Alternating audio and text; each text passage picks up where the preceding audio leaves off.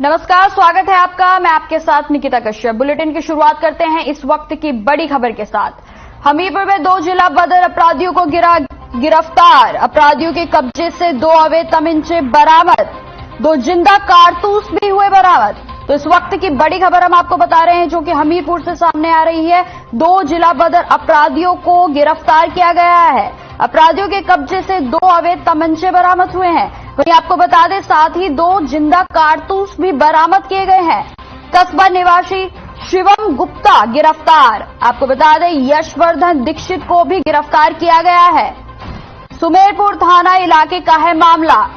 तो इस वक्त की बड़ी खबर हम आपको बता रहे हैं जो कि हमीरपुर से सामने आ रही है। 2 जिला बदर अपराधियों को गिरफ्तार किया गया है, जिसमें से एक का नाम शिवम है, वहीं दूसरे का नाम यशवर्धन दीक्षित बताया जा रहा है। आपको बता दें सुमेरपुर थाना इलाके का है मामला। अपराधियों के कब्जे से 2 अवैध तमंचे बरामद किए गए हैं और साथ ही 2 जिंदा कारतूस भी बरामद हुए हैं। तो इस वक्त की बड़ी खबर हम आपको बता रहे हैं जो कि हमीरपुर से सामने आ रही है, जिसमें अपराधियों के कब्जे से 2 अवैध तमंचे भी बरामद किए गए हैं। कस्बा निवासी शिव गिरफ्तार, वहीं यशवर्धन दीक्षित को भी गिरफ्तार किया गया है। सुमेरपुर थाना इलाके का है मामला। तो ये तस्वीर हम दिखा रहे हैं आपको कि पुलिस किस तरह अपराधियों को अपने साथ ले जा रही है।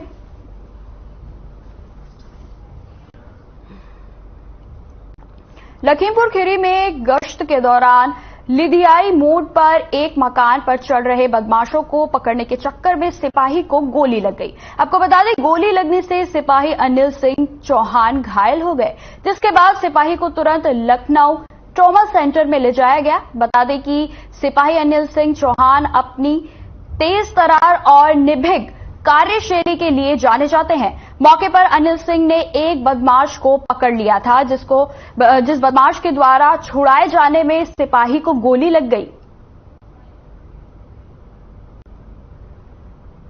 कल रात्रि में करीब 1:30 से 2 बजे के बीच में थाना मैगलगंज से 2 सिपाही अनिल सिंह चौहान और एक और कांस्टेबल रात्रि गश्त में निकले हुए थे। एक लिथियाई मोड़ है जगह है जहां उन्होंने देखा कि 3 अज्ञात लड़के जिसकी उम्र करीब 30 से 35 साल की होगी, वो किसी दुकान में चोरी का प्रयास कर रहे थे। अनिल के द्वारा तत्काल ही रिएक्ट करते हुए उस चोर को पकड़ लिया गया और दूसरे जो हमारे कांस्टेबल थे वो भी एक चोर के पीछे भागे, लेकिन पास में छिपे बदमाशों से एक ने अनिल पे गोली मार दी। गोली उसके कंधे में लगी है, जिनका तुरंत इलाज के लिए लखनऊ रेफर किया गया है। डॉक्टर के द्वारा उनका इलाज किया जा रहा है। वर्तमान में स्थिति उसकी सामान्य बताई जा रही है, लेकिन हम पूरी तरह से निगरानी कर रहे हैं, डॉक्टर से बात कर रहे हैं कि इलाज में किसी प्रकार की कोई कमी ना आए। तो इसी खबर पर हमारे साथ ज्यादा जानकारी के लिए संवाददाता जुड़ चुके हैं, तो हम उनकी तरफ रुख करते हैं। अरविंद कुमार जी, मैं सबसे पहले आपसे ये जानना चाहूंगी कि सिपाही की बहादुरी यहां पर देखी गई है और बदमाश को पकड़ने के दौरान ही जो है उनको गोली लगी, तो इस समय उनकी क्या हालात हैं? देखिए, जो उनको गोली लगी है उसमें तो लखनऊ रेफर किया गया था, तो मेडिकल कॉलेज में पेशेंट में भर्ती है, जिनका डॉक्टर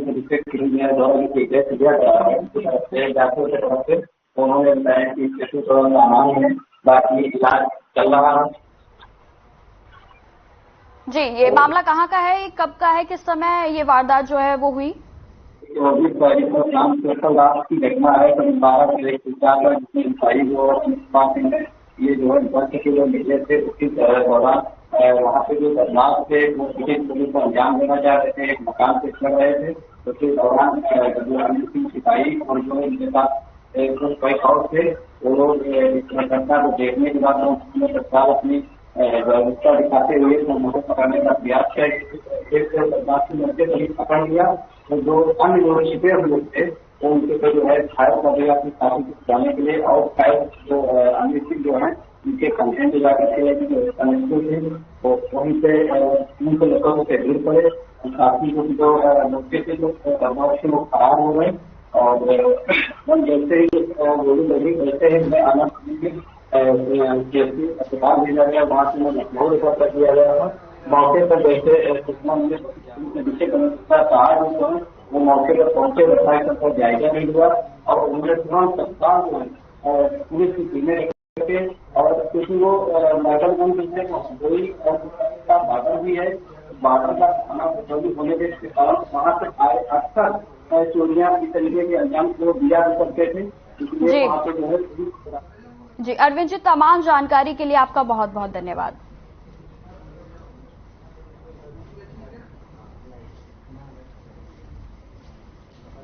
बढ़ते खबरों की ओर। खबर गौतम बुद्ध नगर से है, जहां दादरी लोहारली टोल कर्मियों की गुंडाई का एक वीडियो सामने आया है, जिसमें एक युवक लोहे के कड़े से वार करता हुआ दिखाई दे रहा है। इसके साथ ही 15 से ज्यादा टोल कर्मचारियों पर युवक को दौड़ा दौड़ा कर पीटते हुए नजर आ रहे हैं। तो आपको हम ये वीडियो दिखा रहे हैं कि किस तरह लगातार जो है टोल प्लाजा पर गुंडागर्दी की वीडियो सामने आती रहती हैं। ऐसा ही एक वीडियो हाल ही में सामने आया है, जिसमें युवक के द्वारा जो है कड़े से हमला किया गया और युवक को दौड़ा दौड़ाकर जो है उसके साथ पिटाई की गई। खबर जो है गौतम बुद्ध नगर से है, जहां दादरी लोहारली टोल कर्मियों की गुंडाई करने का एक वीडियो सामने आया है, जिसमें एक युवक लोहे के कड़े से वार करता हुआ दिखाई दे रहा है। वहीं आपको बता दें कि 15 से ज्यादा टोल कर्मचारियों के द्वारा युवक को दौड़ा दौड़ा कर पीटा गया है, जिसमें फिलहाल युवक की हालत जो है वो गंभीर बनी हुई है। तो ये वीडियो हम इस समय आपको दिखा रहे हैं, जो सीधा टोल प्लाजों पे आप देख सकते हैं कि लगातार किस तरह से टोल प्लाजा कर्मियों की जो है गुंडागर्दी बढ़ती जा रही है, लेकिन प्रशासन इस पर अभी तक भी मौन है। तो ये गौतम बुद्ध नगर से है।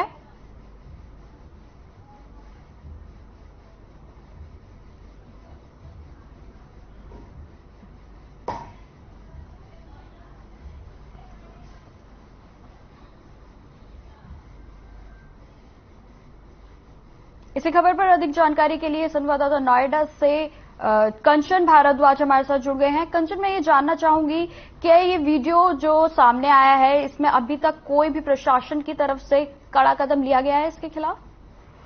देखिए निकिता, इसमें थाना दादरी पुलिस कर रहे हैं, वीडियो खास तौर पर दिख रहे हैं, 5 लोगों को गिरफ्तार कर लिया। और मैं आपको बता दूं कि लोहारली टोल प्लाजा पर लगातार ऐसी घटनाएं सामने आती रहती हैं, जो कि वहाँ पर लोकल एरिया है, जो टोल ना देने को ज्यादातर झगड़े वहाँ पर होते रहते हैं। ऐसी वीडियो अभी जरूर नहीं कि ऐसी वीडियो अभी आई है, इससे पहले भी ऐसी कई वीडियो आ चुकी हैं, जो टोल कर्मी जो लोगों को मतलब मारपीट कर रहे हैं। और मारपीट का जो कारण था कि वो ये था कि बलेनो कार में 4-5 लोग सवार थे और ये लोकल के ही बताए जा रहे हैं, तो उन्होंने टोल लेने से इनकार किया, जिसके कारण टोल कर्मियों ने छात्रवृत्ति की और मारपीटाई की। फिलहाल पुलिस ने कार्रवाई करते हुए इसमें 5 आरोपियों को गिरफ्तार कर लिया है। जी, जो घायल युवक है उसके फिलहाल क्या हालात हैं? हाँ देखिए, घायल युवक की हालत स्थिर है, उसको जिला अस्पताल में भर्ती करा दिया गया है, जिसका भी इलाज चल रहा है। जी, तो मतलब लगातार ये जो और प्रशासन की तरफ से और क्या कुछ कदम उठाए गए हैं? क्योंकि हमने देखा है कि कंचन अधिकतर जो है टोल प्लाजा पर ये वीडियोस जो है सामने आते रहते हैं, तो इसकी रोकथाम किस तरह होगी? देखिए, रोकथाम की बात ये है कि जैसे मैं आपको बता दूं विस्तार से कि टोल प्लाजा जो होते हैं, अगर किसी गांव से लगे होते हैं, तो वहाँ पर होता क्या कि वो लोग जो गांव के जो लोगों की दबंगी दिखाते हैं, वो टोल ना देने से इनकार करते हैं, क्योंकि वहाँ का उनका डेली का निकलना बढ़ना होता है टोल की तरफ से। तो इसी कारण वहाँ पर टोल देने से, ये भी लोकल की ही बताए जा रहे हैं सिकंदराबाद के पास के, जिनके साथ मारपीट हुई है, इन्होंने बलेनो गाड़ी में 4-5 लोग सवार थे, इन्होंने टोल देने से इनकार किया था। और जिसमें अब तक 5 लोगों को जो मारपीट करने वाले टोल कर्मी थे, उनको गिरफ्तार कर दिया गया और आगे कार्रवाई शुरू कर दी गई। जी कंचन, तमाम जानकारी के लिए आपका बहुत बहुत धन्यवाद। बढ़ते खबरों की ओर। मिर्जापुर नगर निकाय चुनाव में नामांकन के अंतिम दिन बीजेपी प्रत्याशी श्याम सुंदर केशरी के नामांकन किया और इस दौरान बीजेपी के तमाम पदाधिकारी नामांकन यात्रा में शामिल हुए। इस दौरान बीजेपी प्रत्याशी ने कहा कि मेरी लड़ाई किसी से नहीं है, जो लड़ेगा वह मुझसे लड़ेगा। इसके साथ ही नगर क्षेत्र के विकास के कार्य के बारे में उन्होंने कहा कि नगर के लिए जो योजनाएं होंगी उसके लिए काम किया जाएगा।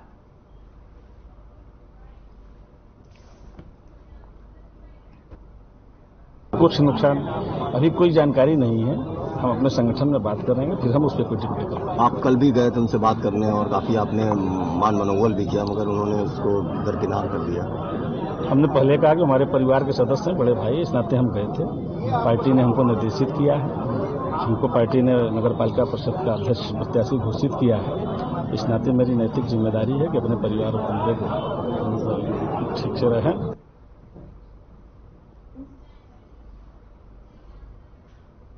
हमीरपुर जिले में द्वितीय चरण में निकाय चुनाव की वोटिंग होनी है, जिसको लेकर आज नामांकन का आखिरी दिन है। निकाय चुनाव में अध्यक्ष और नगरपालिका सदस्य के लिए सुबह से ही नामांकन स्थल पर लोगों का अपना समर्थकों के साथ आना शुरू हो गया। सुरक्षा को लेकर भी तहसील परिसर में भारी पुलिस बल तैनात रहा। वहीं आपको बता दें, जिले की सभी 4 तहसीलों में निकाय चुनाव को लेकर नामांकन किया जा रहा है।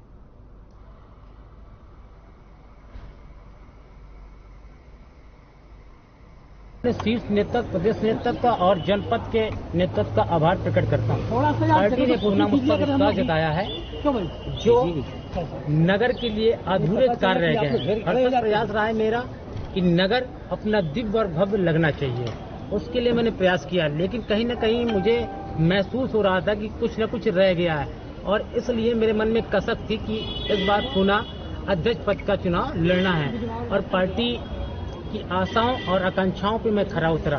पार्टी ने अधिकृत प्रत्याशी बनाया है। जो पार्टी प्रदेश और केंद्र में जो विकास का कार्य हो रहा है, जो विकास की रफ्तार हमारे संगठन की ओर से और भारतीय जनता पार्टी देश के प्रधानमंत्री माननीय नरेंद्र मोदी जी के द्वारा और उत्तर प्रदेश के यशस्वी मुख्यमंत्री के द्वारा जो होने के नाते यहाँ पर प्रचार के लिए अधिकृत प्रत्याशी साफ सफाई को लेकर के जिन क्षेत्रों में अब तक विकास नहीं पहुंचा है, उन क्षेत्रों में विस्तृत अभियान लेकर के विकास करना और जन समस्याओं के लिए नगर दिवस लागू कराना। जो भी संभव होगा नगर दिवस होगा, ताकि नगर दिवस में मैं नगर की हर छोटी से छोटी समस्या का निदान करूँ। महोबा में दूसरे चरण में होने वाले चुनाव के लिए कांग्रेस में बाहरी व्यक्ति को टिकट दिए जाने से नाराज जिला कांग्रेस के अध्यक्ष ने बगावत कर दी है। आपको बता दें, पार्टी के प्रत्याशी होने के बावजूद भी वह नामांकन करके निर्दलीय चुनावी मैदान में कूद पड़े हैं। उनका आरोप है कि शीर्ष नेतृत्व ने पार्टी के लिए समर्पित कार्यकर्ताओं को मौका न देकर बाहरी व्यक्ति को टिकट दे दिया है, जिससे कांग्रेसियों में नाराजगी है। उन्होंने यह भी कहा कि इस टिकट के फैसले से कांग्रेस शून्य पर पहुंच गई है। संघर्ष करने वालों की अनदेखी ही कांग्रेस को हार दिलाएगी।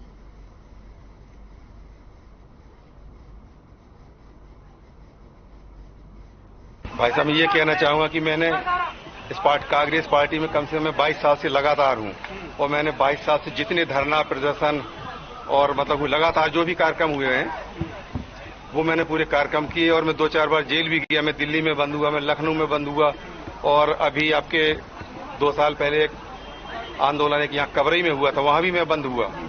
तो मैंने जितने आंदोलन सभी में भाग लिया, और जब आज इनकी टिकट की बारी आई तो इनने जो है बाहर के व्यक्ति को टिकट दिया, जो बिल्कुल गलत है। नेतृत्व का जो भी निर्णय है वो निर्णय बिल्कुल गलत है। हमारा ये है कि भाई जो व्यक्ति लगातार आपकी पार्टी में संघर्ष कर रहा है, जो मेहनत की है, तो उसको देखना चाहिए कि मतलब ये व्यक्ति लड़ने लायक है कि, और यदि कोई पार्टी के व्यक्ति को देते टिकट तो अच्छा रहता, और बाहर के व्यक्ति को उन्हें टिकट दिया, इसलिए हम इसका विरोध कर रहे हैं।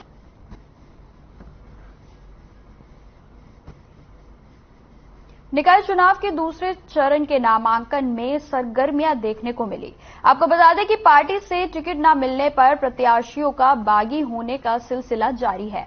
नगर पालिका परिषद बस्ती वार्ड नंबर 25 से समाजवादी पार्टी से टिकट न मिलने पर बागी प्रत्याशी मुशरत फतीमा ने निर्दल ही सभासद प्रत्याशी के रूप में पर्चा भरा है। उन्होंने कहा कि पार्टी का सपोर्ट मिले या ना मिले, हमारा चेहरा और हमारा काम ही हमारी पहचान है।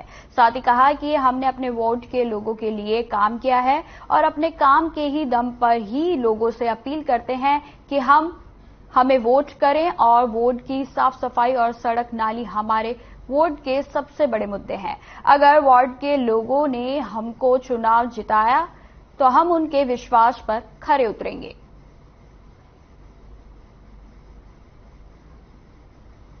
पार्टी को हम क्यों सपोर्ट करें?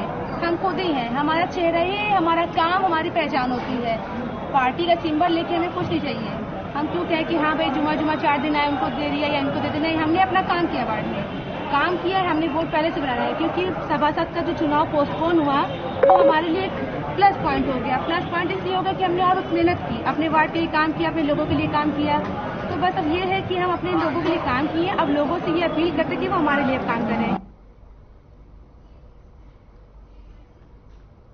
नगर पालिका में हो रहे नगर निकाय चुनाव की लड़ाई को बेहद ही दिलचस्प हो गई है, क्योंकि बीजेपी के कैंडिडेट्स को बीजेपी के बागियों से भी लड़ना होगा।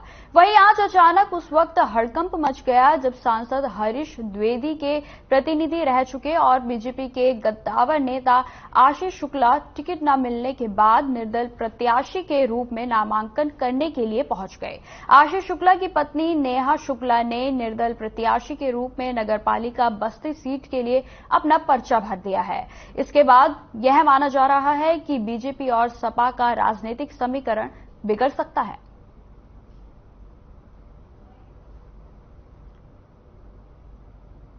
देखिए, भारतीय जनता पार्टी का मैं सामान्य कार्यकर्ता हूं, कोई बड़ा नेता नहीं। और पिछले 18 वर्षों से मैंने भारतीय जनता पार्टी की एक सच्चे सिपाही की तरह सेवा की। पिछले भी नगर पालिका चुनाव में 2017 के मैं नगर पालिका परिषद अध्यक्ष पद का दावेदार था। किन्हीं कारणों से संगठन ने मुझे टिकट नहीं दिया। जिसको भी दिया मैं उसके साथ तन मन धन से मैंने प्रचार किया संगठन के, उसके बाद आगे का काम किया। इस चुनाव में भी चूंकि सीट महिला थी तो मैंने अपनी पत्नी की दावेदारी प्रत्याशिता की थी भारतीय जनता पार्टी के टिकट के लिए। लेकिन जब अप्रत्याशित सा रिजल्ट आया और मुझको लगा कि मैं ठगा सा महसूस किया गया। मेरी सीट थी और पब्लिक के आह्वान पर मैं माननीय अपने सांसद जी और अपने संगठन के तमाम उच्च पदाधिकारियों से मैंने आदेश लेकर तब मैंने तैयारी शुरू। और ऐसे समय में जब मेरा संगठन का निर्णय मेरे विपक्ष में आया तो मुझको लगा कि मेरे जैसे तमाम सारे कार्यकर्ताओं के साथ अन्याय हो रहा है, जो सालों साल तैयारी कर रहे हैं और ऐसे लोगों को टिकट दे दिया जा रहा है जो बिना किसी तैयारी के, सारे मानकों को किनारे करके, ना वो कोर कमेटी में, ना स्क्रीनिंग कमेटी में, ना क्षेत्र में, अचानक से नाम आ रहा है और ऐसे लोगों को टिकट दिया जा रहा है। तो मुझे लगा कि कहीं ना कहीं मुझे अपने तरफ कार्यकर्ताओं के लिए अपनी आवाज बुलंद करनी चाहिए और उसका निर्दल प्रत्याशी के रूप में पर्चा दाखिल करके, इससे बढ़िया मुझे रास्ता कोई समझ में नहीं आया। भारतीय जनता पार्टी ने मेरे जैसे कार्यकर्ता पर विश्वास करके मुझे दूसरी नगर पालिका चुनाव का मौका दिया है।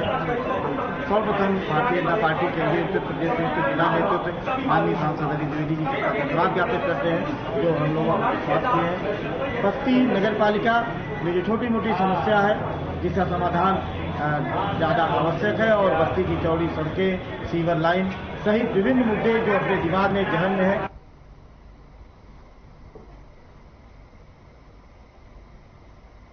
देवरिया जनपद के बैकुंठपुर गोरा चौराहे पर 7 दिवसीय श्रीमद् भागवत कथा का आयोजन किया गया। कथा के साथ शतचंडी महायज्ञ का भी कार्यक्रम हुआ। बता दें कि इस कथा का आयोजन अजीत राव द्वारा किया गया।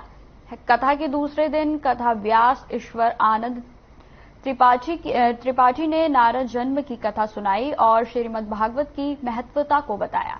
साथ ही उन्होंने बताया कि श्रीमद् भागवत महापुराण का श्रवण करने से किस फल की प्राप्ति होती है।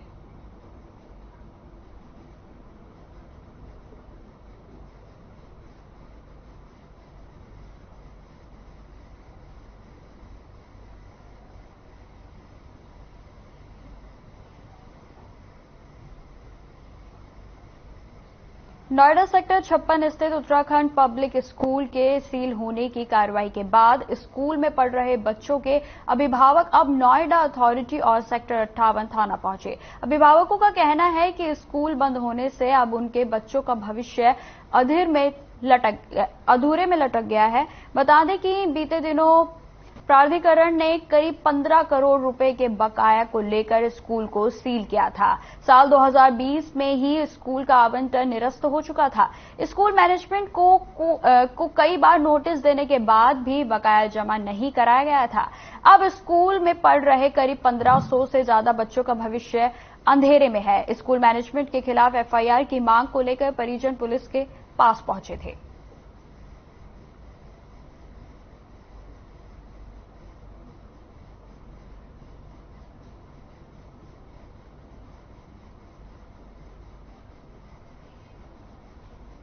जेल में बैठकर अतीक अशरफ के आए काले कारनामों के बाद मथुरा के डीएम पुलकित खरे और एसएसपी शैलेश पांडे ने जिला जेल में आकस्मिक छापा मारा है। छापे के दौरान डीएम और एसएसपी ने जेल में लगे सीसीटीवी की गुणवत्ता और उनसे हो रही निगरानी को चेक किया। साथ ही आपको बता दें, जेल के बैरक, रसोई घर, अस्पताल, खतर थाना केंद्र को भी चेक किया गया। इस दौरान अधिकारियों ने कैदियों से बातचीत और सुविधाओं को समस्याओं की जानकारी ली। छापेमारी कार्रवाई के दौरान अधिकारियों ने सामने आई कुछ शिकायतों का तत्काल निस्तारण करने के लिए निर्देश भी दिए।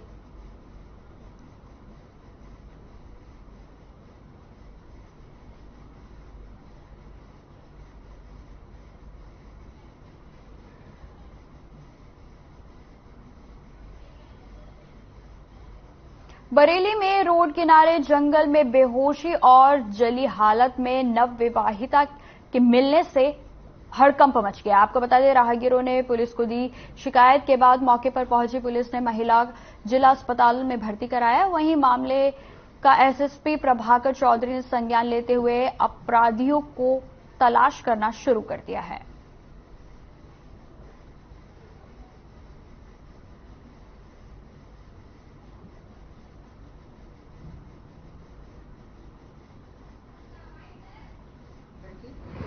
और अननोन है, उसके साथ कोई है नहीं। डाडा शाही से आई है, वहाँ झाड़ियों में मिली थी और उस पे जो है एक कांस्टेबल शिवानी लेके आई थी, फीमेल कांस्टेबल, और उसका जो चेहरा है, नेक, अपर पोर्शन ऑफ चेस्ट, यहाँ पे बर्न हो रखा है और होश में नहीं है और झाड़ियों में अम्बलाइकस तक इसका एसिड अटैक है, चेस्ट का पूरा अपर पोर्शन, और होश में नहीं है वो, कुछ कांटे वगैरह, और उसके क्योंकि झाड़ियों में मिली तो उसके शरीर पे कांटे भी थे।